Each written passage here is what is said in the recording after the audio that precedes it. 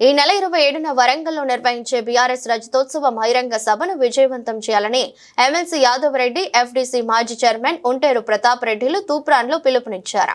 Toopran rural మరియు మున్సిపాలిటీలో BRS ముఖ్య కార్యకర్తలతో వారు ప్రత్యేక సమావేశం నిర్వహించారు. యువకులను, రైతులను బహిరంగ సభకు తరలించే విధంగా నాయకులు ప్రత్యేక చొరవ చూపాలని కోరారు. సమావేశంలో మండల పార్టీ అధ్యక్షుడు బాబుల్ రెడ్డి, జిల్లా నాయకులు సత్యనారాయణ గౌడ్, మండల ప్రధాన కార్యదర్శి ఆంజనేయులు గౌడ్, పార్టీ సీనియర్ నాయకులు కృష్ణారెడ్డి, నరసింహారెడ్డి, మనే కృష్ణ, రాజరెడ్డి, ఎల్లయ్య, హైమద్, రమేష్, రాజు, మాజీ ప్రజా ప్రతినిధులు, గ్రామ కమిటీ అధ్యక్షులు, నాయకులు, కార్యకర్తలు పాల్గొన్నారు. వాళ్ళకే మేము అవకాశం ఇస్తామని సభాముఖంగా చెప్తూ దానికి తోడు కొంతమంది అడిగారు, చెప్పారు ఆర్థికంగానో లేకపోతే ఇంకో రకం తప్పనిసరి కాలుకు బల్పం కట్టుకొని ప్రతాప్ రెడ్డి మేము మన మీదున్న అందరము ఇంక్లూడింగ్ హరీష్ రావు కూడా గ్రామాన తిరుగుతాము.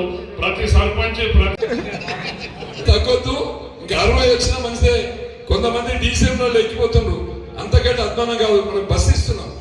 బస్సులో నిమ్మలంగా కూర్చొని యూత్ ఉన్నారు కదా, నిలబడాలి, వచ్చిన పాటలు పాడాలి. పాటలు పాడుకుంటా, డ్యాన్స్ చేసుకుంటా, జై తెలంగాణ అనుకుంటా, జై కేసీఆర్ అనుకుంటా ముందుకు పోవాలి. ఇవాళ నుంచి మెట్టు అందరూ డీపీలలో కేసీఆర్ బొమ్మ ఉండాలి. అందరి స్టేటస్లలో మన మీటింగ్ ఉండాలి. మనం ఇప్పుడు ఒక వారం కోసం రిలీజ్ చేస్తాం. ఏదన్నా మాట్లాడినాక ఆ ఫోటో అందరూ స్టేటస్ లో పెట్టుకొని ఎవరు ఫోన్ ఓపెన్ చేసినా ఎల్కత్తూరు బహిరంగ సభకు మాట్లాడాలి. కేసీఆర్ గారు మాట్లాడినా, కేటీఆర్ గారు మాట్లాడి, హరీష్ రావు గారు మాట్లాడినా అవన్నీ కూడా ఎక్స్పోజ్ చేసి ప్రజలలో ఏ ఫోన్ ఓపెన్ చేసినా, ఏ వాట్సాప్ ఓపెన్ చేసినా ఎవరు కనబడాలి? మరి కేసీఆర్ కనబడాలి.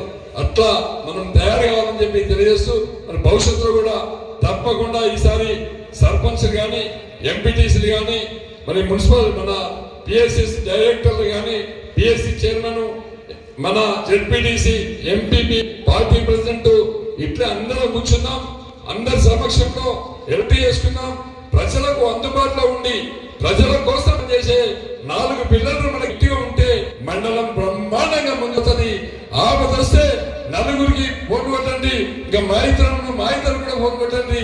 6 లీడర్లు అందుబాటు పోలీస్ స్టేషన్ లో మనం వంగబెట్టి పని చేయించుకోవచ్చు. ఎంఆర్ఓ ఆఫీస్ లో పని కాకపోతే వంగబెట్టి పని చేయించుకోవచ్చు.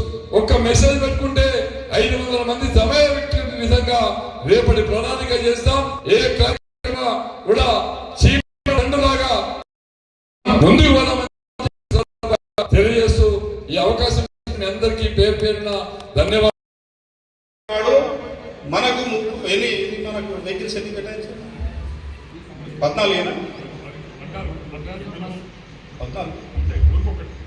అయితే ఇప్పుడు ఏంటంటే తమ్ముడు ఎవరో మాట్లాడినప్పుడు ఏమన్నాడంటే, మనం స్వామి మల్కాపూర్ స్వామి మాట్లాడినప్పుడు మనం 150 మంది 200 మంది కార్యకర్తలు పోదాము అని అన్నాడు. దానికి చెప్తున్నా ఏంటంటే, మనకు ప్రతి గ్రామానికి ఒక బస్సు వస్తుంది.